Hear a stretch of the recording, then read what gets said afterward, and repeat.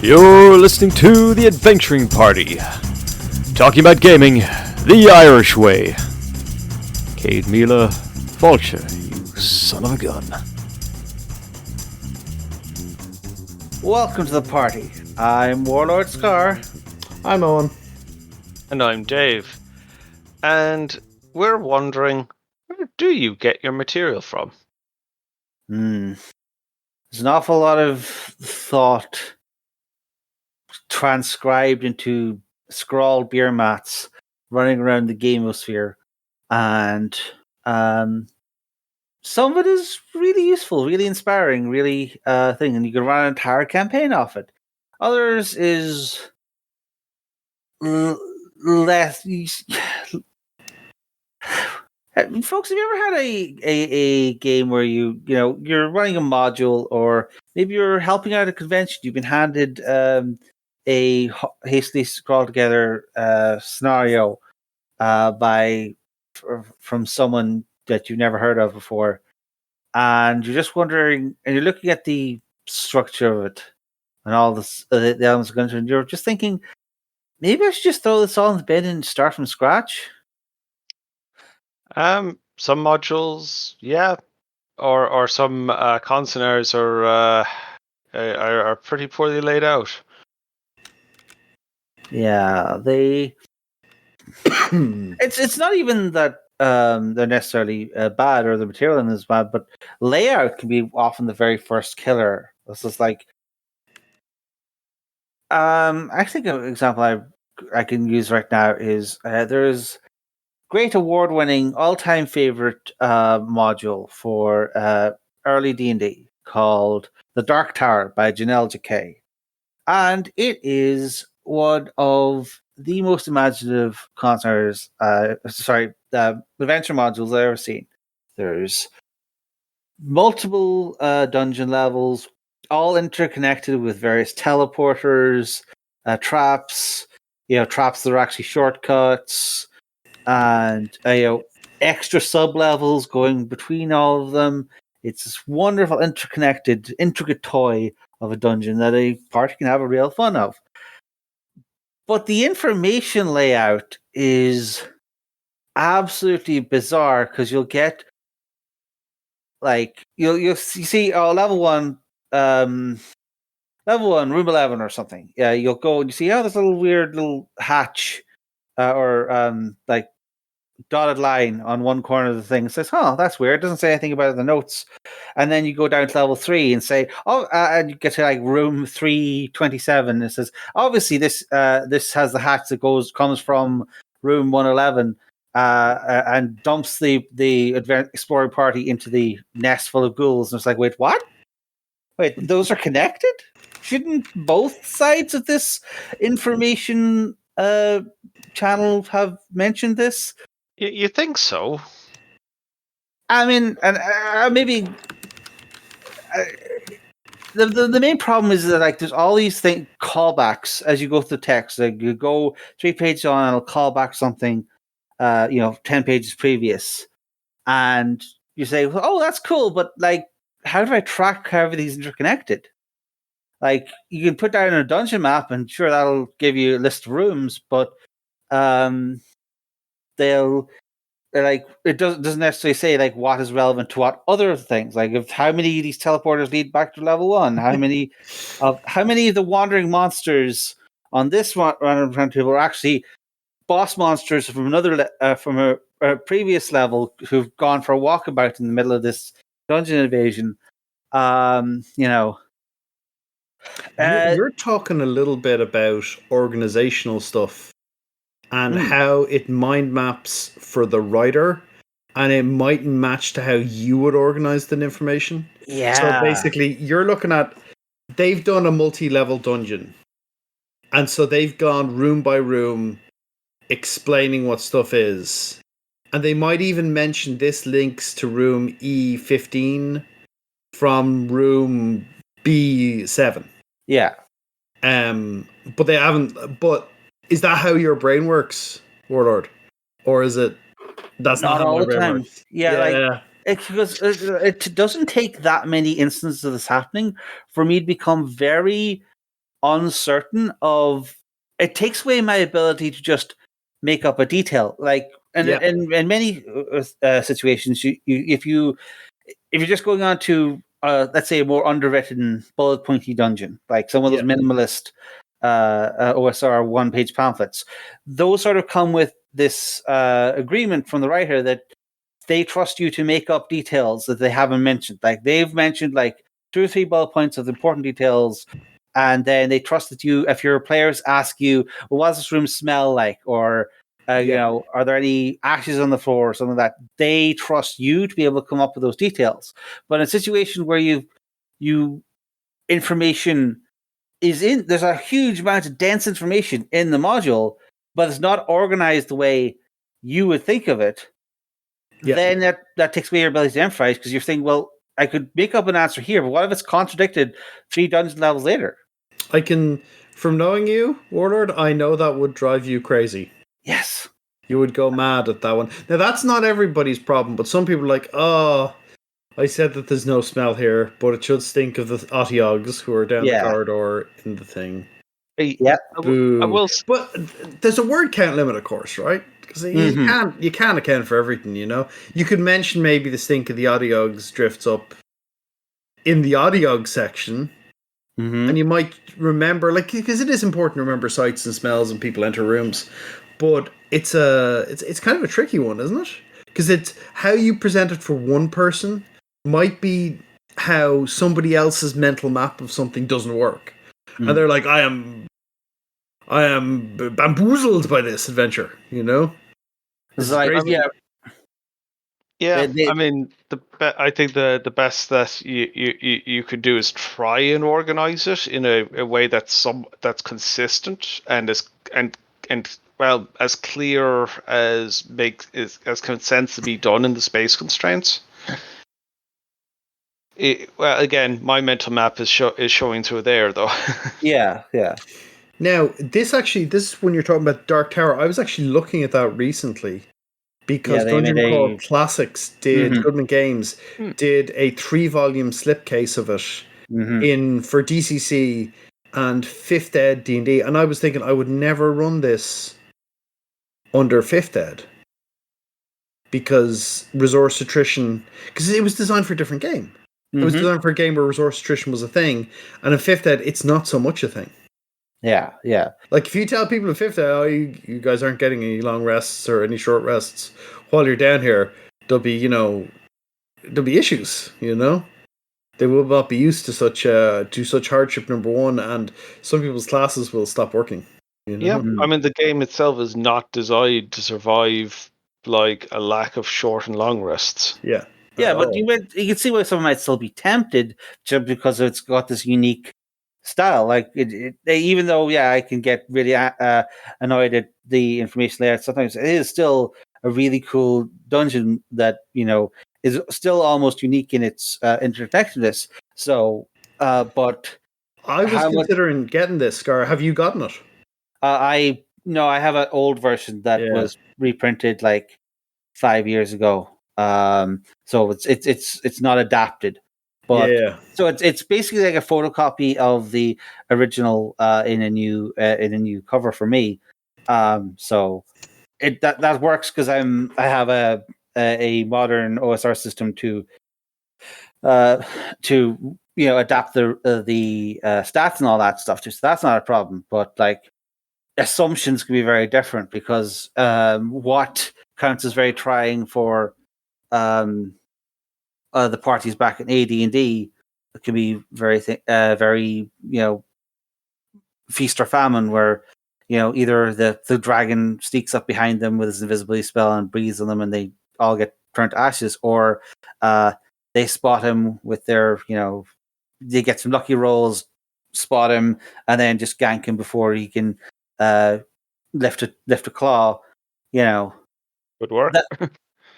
I mean, that's one of the interesting things where you're looking at an adventure that has been written, but it's been written for one system, and it doesn't necessarily, even if it was a great adventure in AD&D, it doesn't necessarily convert over to 5th ed, because that makes a bunch of different assumptions about how people level, how people get access to spells, how people,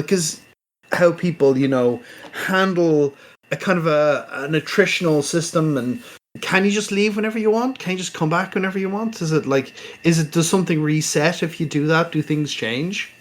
And that's one of the things about some of these old ones, but they're kind of flashing back. If I was looking at an old AD&D module, a dungeon crawler, I wouldn't run under 5th ed, because I don't think 5th ed handles dungeon crawlers terribly well. No. I would go back and I would run either an older version of D&D, or and I would think pre 3.0 is what I'd pick, because too many of the corners of the game were sanded off for 3.0 in some ways. Wands of Cure Light Wounds were a little too much of a easily obtainable resource to just they keep were you staple. going. Yeah, staple 3.x but this is what the retro clones I think are for. Yeah, You pull out DCC and be like, "Yep, this can handle this." yeah. DCC, World's Light Number, Shadow Dark. These are what it's designed for. But the module was written, actually probably close to 45 years ago, because it was one of the first things out for AD&D First Edition. So, Projanel at the time did not anticipate that people would be running multiple other editions of the game. So, by default, the task of updating it and assuming that and checking to see whether the assumptions of the module still fit, those are up to the reader, not the writer. Well, yes. But, no, it's just it's being printed. It's unless there's a new edition coming out, the expectation should absolutely be on the reader. But just thinking about adaptation, the Warhammer 40k RPGs, the D100 systems that Fantasy Flight Games were publishing, and originally kicked off by Black Industries. I was actually talking about this week. Oh, they're sort of compatible. Mostly compatible. The stat lines generally work out with some. All of the Black Industries / FFG family of D100 RPGs, from Dark Heresy to Rogue Trader to Death Watch to Only War to Black Crusade, Dark Heresy 2nd Edition, are all not identically compatible, but roughly compatible. Yeah. They each featured some degree of rules drift or change as people fixed what were thought to be issues, or changed things because the designer had a bee in their bonnet about something related to it. But I remember when it first came out, Dark Heresy 1st Edition came out, and they actually demoed it in March over in Leprechaun in, I want to say, 2008. And Mike Mason was over demoing in Leprechaun, and people were playing and they were having a blast. And I pre-ordered the collector's edition, and a month later the collector's edition delivered, and kind of on the days it came out, Games Workshop announced they were shuttering Black Industries and FFG was taking over the running of it instead. Black Industries successfully produced one RPG out of Warhammer's Expanded Universe. Wolfrup 2nd Edition, they got Green Ronin to do, and they got a bunch of British writers in to write for it. But it was all done by Green Ronin and then basically printed under Black Industries. Black Industries effectively got a Wolfrup 2nd Edition out, which is a very productive edition, but it was really Green Ronin doing it. And then they did Dark Heresy, 3 or 4 splat books: the Inquisitor's Handbook, Purge the Week, the GM Screen, and that was kind of it. And then the Dark Gods, maybe. Yeah, it might have been Disciples of Dark God, but I remember getting it in April, and we were at Vaticon, another old Irish gaming convention, and we picked up our copy of Dark Heresy, and we went back to one of the guys' house, and we played Dark Heresy from 7 p.m. to 6 in the morning. Wow. And we were all in our late 20s at this stage. Oh So my it's like, God. we were meant to be too old for this kind of stuff. No, we just started out, we started having a blast, and we played it all the way through. And because that was the first time there'd been a 40k RPG, an actual 40k RPG. You're rich with options nowadays, but back in the day, it was not so. And I just remember that. And one of the advantages of that was the GM had a pre-written scenario to work from, which told them things about the tone of the game, told them things about, how often should combats happen, told them things about, how does the system handle all this. And we played through it. And we played through this. We created characters, played through the scenario, and then the GM went off and, for the guts of 4 or 5 years, ran a Dark Heresy game, partly running his own stuff and partly adapting content that already existed. So there was a value there of being able to take a script and use it to handhold you through the first game, which is often why I have a bee in my bonnet about the inclusion of a scenario in the starting book. Yes, it's arguably a waste of paper for some people. Yes, it could now just be a PDF. But on that first weekend, having it there was super fun. So that's my only argument for it. And it's certainly that that ability to just let the writers of the game reveal to you how they imagine it to be run is very important. And yeah, like you read through a lot of notes, like you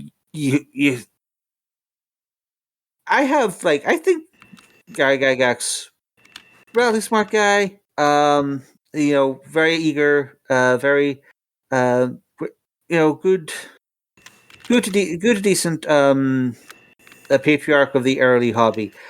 But the man could not explain his assumptions. No, listeners, you can go back and you can listen to our breakdown of the TMG and just see like how much folk knowledge needs to be applied to something like the original DMG to just decode what it was meant to be, and that can similarly apply to the way he wrote his modules. Like there's one of the very first modules he wrote, was it Steading of the Hill Giant Chief.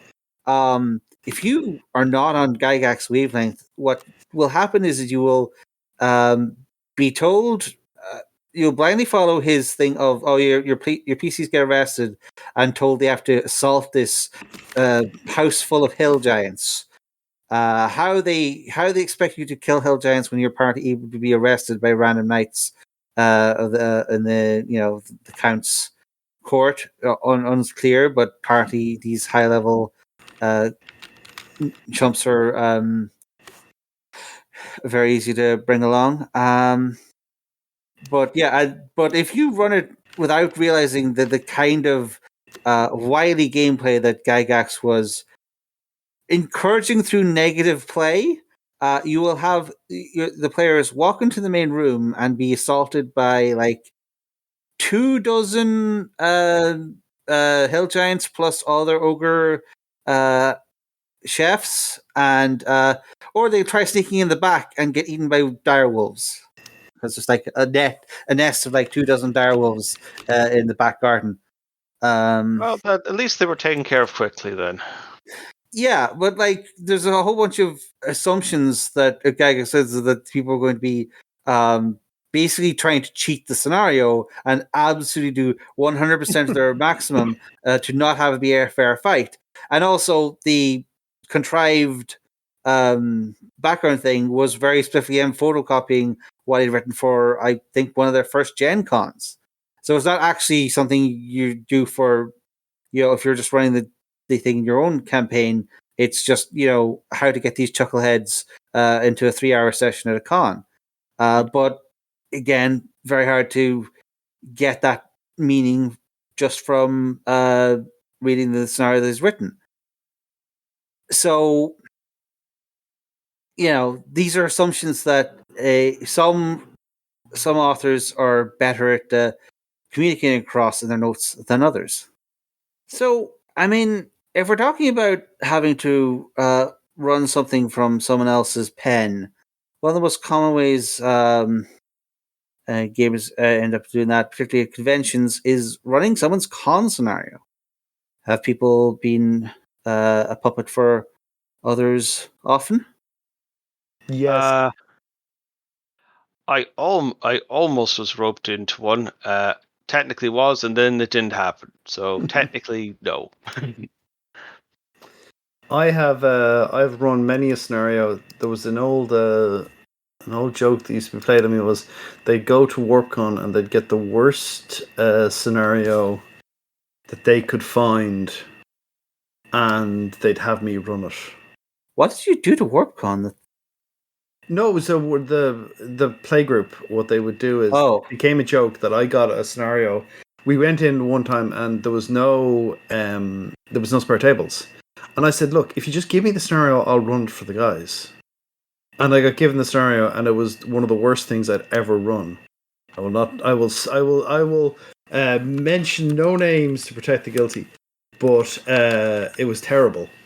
And what happened then was it became a tradition where they're like, "Oh, every WarpCon we should do this. Get Owen to run the worst scenario there." So that's what happened with it. So it was often like, "Oh yeah, this one is truly terrible." There we go. Yeah. It's a scenario. It's a situation that I've got myself in a couple of times of having to run. Although I find that the best way to insulate myself from having to run other people's scenarios is writing my own and inflicting it on others. So that's been my defense. Preemptive writing, very good. Although I will say one of the big things about this is if you're the type to do this and worry over much about what people think of your scenario as they're running it, you find that a lot of the writing time is just put into making the scenario readable by unknown people who be running it. And that's where I find that a lot of the scenario writing time is like you'll come up with the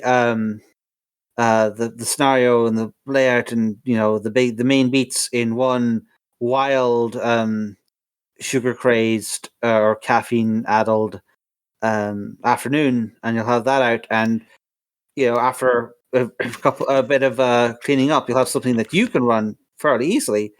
But then you can easily take another week or another couple evenings to make it so that someone who's not you can run this. And infamously, an awful lot of scenario writers find that they do not get the time involved to do that translation work before the actual convention happens. Yeah, I often find I worry whenever I write anything that I'm not doing it in such a way that it'll make sense to me, but it won't make sense to other people. And like I can't tell if it'll make sense to other people. I have to get somebody else to look at it. Fair. And that kind of what's the term? Danger reader. Just a test reader, I guess. And if you're depending on your things, you might worry that if I give it to a test reader, that's one more person who won't get to be surprised by my masterpiece when they actually play it at the convention because they'll have read it ahead of time. And I mean, if the convention's that small that everyone is going to it, I don't know. Seems like there might be a different problem. But yeah, it is I mean, deadlines and the ability to find feedback, take in feedback, and then apply the feedback. These are all things that apply to professional products as well. Yeah, absolutely. And Feedback feedback is gold. is tough because you've got to have robust ego about it to not get disheartened, but you can't have too much of an ego that you can't take direction. Hmm. So you need the balance there. And additionally, you need to find someone who'll give you good feedback. All right. One of the things is people are really, really good at identifying what they don't like. And they're really, really bad at supplying solutions. So you should always listen. If someone says, I don't like this, you should listen. What you should never do is do what they say. Right?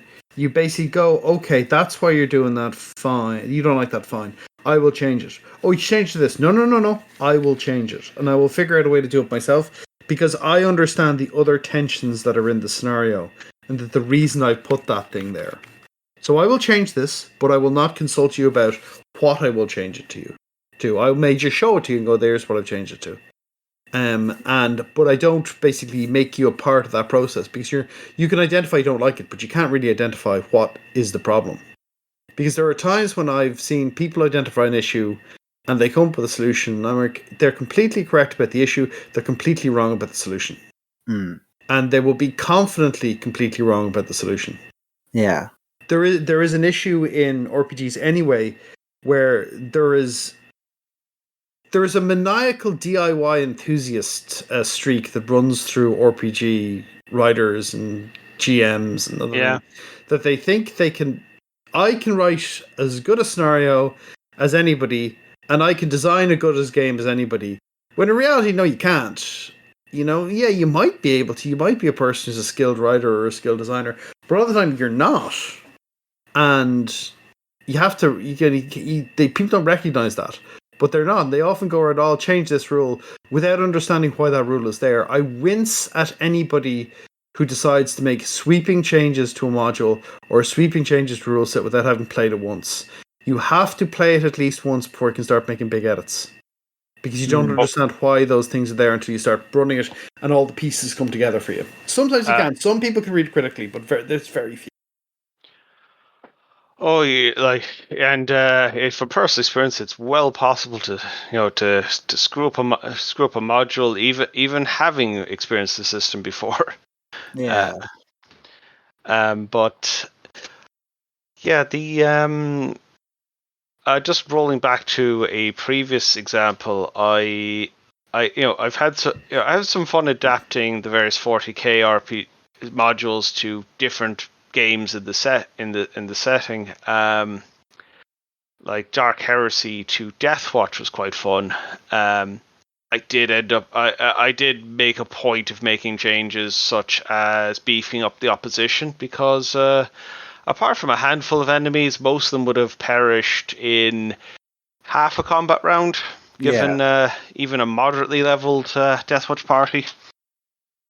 Yeah, adapting stuff for power level is a big one. I mean, depending on your mastery of a given system, it can be workable to see. I like the scenario, but it's too high level or it's too low level, so you can try upcycling or downcycling the foes. I mean, yeah, a lot of their material. It is entirely possible to tear it apart and adapt it in various ways, but you're not guaranteed any level of success. I think one of my most successful ones was there was a Pathfinder First Ed module.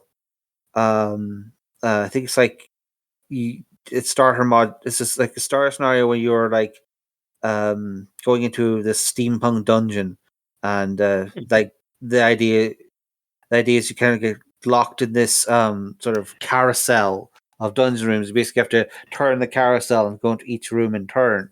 And I adapted that. Really, it was mainly just the floor plan and sort of an inspiration for what each room's contents. But I adapted that to a sort of sci-fi game that I was running at the time because I needed a floor plan or something to base it in because this was all a little bit improv.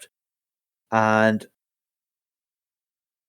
I found that I was able to make relatively decent changes, but that was very specifically meant for a short excursion, sort of site-based investigation more than and like a low level, like it was like a level 2 party or something, and level 1 or 2 dungeon.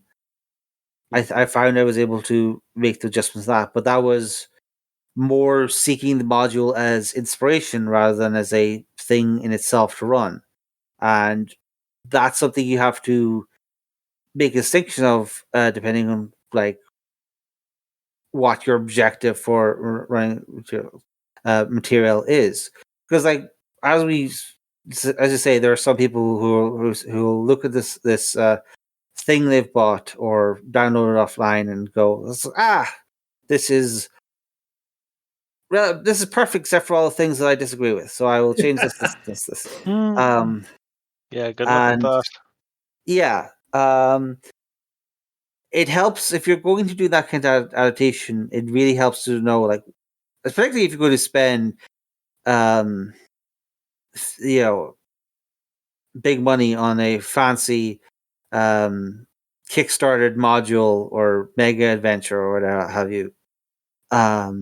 It really pays you to like, are you buying this for a couple of floor plans and a premise that you'd like to adapt to your own system? Are you buying a dungeon crawling adventure for your investigating party because of the back of a couple of any awards or what have you? Like why are you getting this material? Like if you're a poor sucker being asked to run a scenario at a convention, that's very different from someone who went on a Kickstarter binge 3 years ago and has suddenly had 200 euros worth of gold edged premium edition adventure show up on their doorstep they don't even remember buying, and it's like, well, now I have to run a campaign in this, otherwise, or I'll have wasted all that money. So I guess what we're saying is, material is imperfect, but that's not necessarily a deal breaker. But it does. The writer, we hope the writer has done their best to create the material that you want. But like at the end of the day, if your players are complaining, you can't call up the writer and complain. Well, depending on social media, some people can. Oh, you'd be shocked. Sometimes you get contacted about stuff to give out. I've had players at the end of running a convention module occasionally ask for the adventure. And like it's just a printout to me, so yeah, sure, far away. But I know people, I think sometimes do have taken away. I took away an adventure from a convention once and I ran it then for my home group. So it does occasionally get used, and being able to contact the writer can occasionally be, hey, what's this bit here for? It didn't really work for me, or it didn't work for our table, and I've read it and I still don't get it, Because a lot of those ones were convention ones in Ireland. Like convention scenario in America will often be, or used to be certainly, a purpose-written module. And for some of them still are. Whereas in Ireland, it was all just a bit of, sure, crack together something there and we'll run it. And they were long on, kind of good feeling and thing, but maybe a bit short sometimes on structure or completeness. Many's the Thursday the adventure was finished, Mm-hmm. It is, because I remember we kind of came up with some guidelines for writing an adventure that would last 3 hours and get you through it. Yeah, I believe we got some notes from industry veteran Gar Hanrahan about this. Noted industry veteran Gar Hanrahan. Award-winning, I believe. And I would like to stress again, we are not making fun of Gar Hanrahan when we call him noted industry figure Gar Hanrahan. It's just a running joke. Gar's amazing. He's a great guy, very knowledgeable, doing very well for himself, working on Lord of the Rings at the moment. His One Ring stuff, I think, is really well regarded. I think the Moria stuff just came out and people were waxing lyrical about it. They were Like really, really, the Mario stuff is apparently excellent. I think it's for the One Ring. I think the Kickstarter came out recently. I believe I've seen hard copies in the shops for both the One Ring 5e and the original version. There's 2 rule sets for. Yeah, there's a 5th ed one, and there's a the One Ring one, and it was under both thing. But apparently fabulous. Like best take of Mario ever. So that's our wee plug for Gar. But I've genuinely seen that feedback. I've genuinely seen people say that. I haven't read it myself, but I've heard nothing but good stuff. Nothing but good stuff about it. Yeah. So we're not trying to scare people off from buying modules or investing in forever books to live on the shelves and dream about running someday. That's an industry staple. We can't complain about that. But we do want to just bring apart, acknowledge that there's difficulties with RPG material. Books do not come with a copy of the writer with them. No. So if you don't be afraid to try different ways of writing, like look into a couple of different styles and say, because maybe you want something very blinged out, very bit extensive with writer commentaries and a history of 30 years of people writing and finding all the pain points of scenarios. So you'd want something like Murder. Was it Murder on the Not Murder on the Orient Express? It's Horror on the Orient Express. Horror, yes. Or The Enemy Within, the recent re-release by Kickball 7, which had commentaries on the previous editions for the first 3. There was quite a bit of, and then this is the reason we revised it. Designer insights, nice to have. Yeah. And they had it for basically Graham Davis was doing the who did it for the first 3 because he'd written parts of the Enemy Within previously. And he'd done kind of Rough Night and the Three Feathers. He'd done some stuff for Death in the Reich. He'd done some stuff for things. So he went back and he rewrote big sections. He wrote big sections and included commentary on it. And he included as well, I think he did the commentary on Power Behind the Throne, because Carl Sargent, of course, left the RPG industry and recently passed on, I believe. Left it in a pretty strange way. Yeah, he just seemed to have disappeared off the face of the earth around 1995, and then I think he recently got a. He was parapsychology. He was a parapsychology person, I believe, as well in universities. And I think someone once said what happened to him was he got in an accident and was badly injured and was kind of not, didn't want anything to do with the RPG industry anymore. Didn't want to do anything. Was doing his own thing. But I've heard these things said, and he was quite a big part of the early RPG and early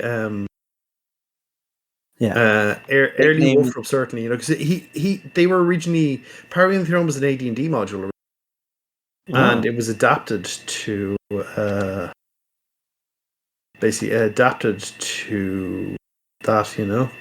Yeah. That is interesting. Yeah, but I guess what I was trying to say is there are going to be people who really, really appreciate it, having that really built out scenario structure of big hardback, full of notes, full of explanations and justifications and such. And there's going to be people for whom that is way too much, and they'll just overload them, and they would get be better handled with say 10-page OSR adventure, or some scenario hooks in the back of the book, something that can set off their imagination and cause them to bridge the gap between the material provided and the game at the table. And it behooves a GM looking for material to try to figure out which they are. Thankfully, there's a relatively good amount of pre-made material for free that you can sort of. It's not hard to find, an OSR blogger with, a couple of scenarios, one-page RPGs. Actually, I think you can get most of those for free, or maybe only the last year's, and then the compilation is a couple of euro. If you have money to invest, looking around drive-through RPG for some cheap stuff might look up.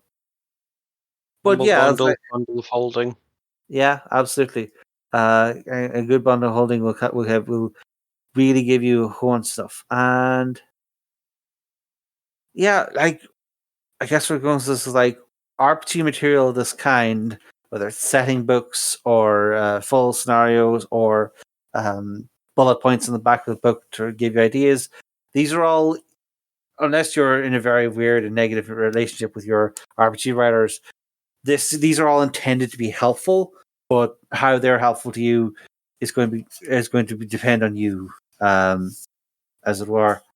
So don't be afraid to try things out and see the different approaches and see what. I think there's going to be some things that are going to be better for when you're reading it in your spare time, going, that's great. And there's going to be stuff that's better for when you're at the table and you're in a crisis mode, as the players are already picking up their dice and looking confidently at their character sheets, and you have to figure out a solution to the players. But yeah, I guess we're going one size fits all. And one side does not fit all. Sorry, and the scenario writers are trying, although some of them really maybe should not have volunteered to write 3 scenarios for the convention a month before it started. No convention scenario has ever benefited from there being 2 other ones to be written by the same person. Oh, it doesn't happen. It doesn't happen. At worst, at best, you get even. There is as good as there. They're usually worse. Everyone should be max 1 scenario. Well, that's why I have multiple conventions in the year. Absolutely. All right. But yes, if you've been affected by the topics here today, if you have been handed a soaking beer mat with dungeon ? Scrawled on it in very large writing, and be told that's your scenario you have to run, you can tell us a tale of woe on our social media or on our Discord. But for now, this party's over.